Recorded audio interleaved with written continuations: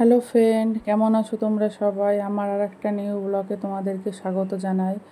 দেখো, আজকে সানডের সকালে আমার সব কাজ হয়ে গেছে।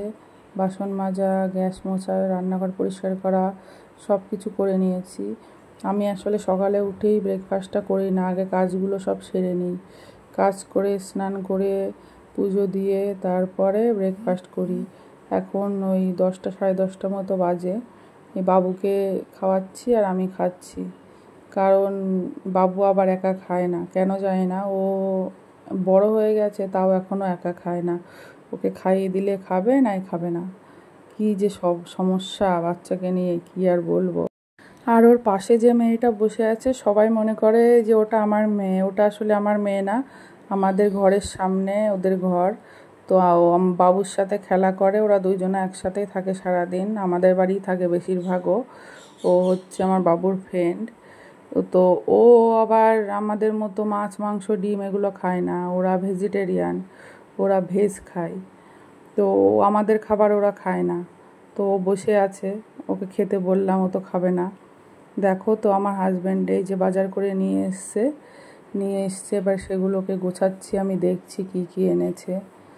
অনেক কিছুই বাজার এনেছে, এইগুলো 2-3 দিন মতো ভালোই হয়ে যাবে।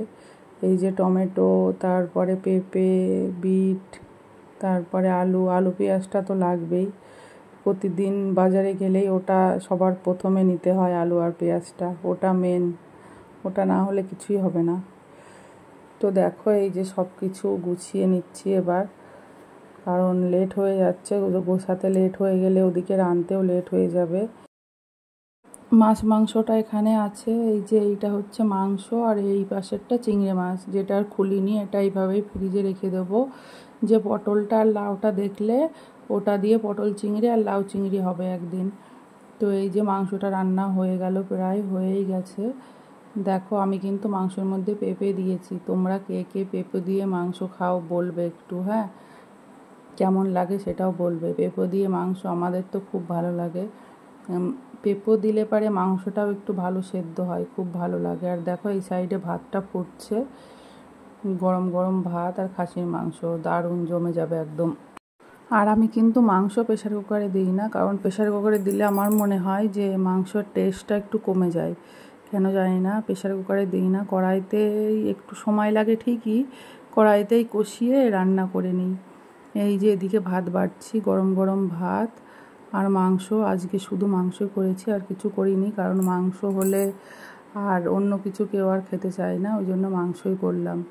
এই যে এটা আমার হাজব্যান্ডের জন্য ভাত বাড়ছি, আর এক হাতে ফোন ধরেছি, এক হাতে ভাত বাড়ছি। ভাত বাইরে পড়েও যাচ্ছে। আর এইদিকে আমার ছেলের জন্য ভাত বাড়ছি, কারণ আমার জন্য বাড়ছি না, কারণ ওকে খাইয়ে দিতে হবে, তারপরে আমাকে খেতে হবে। ওই জন্য পরেই বাড়বো। তো থ্যাংক ইউ আমার এই ভিডিওটা দেখার জন্য।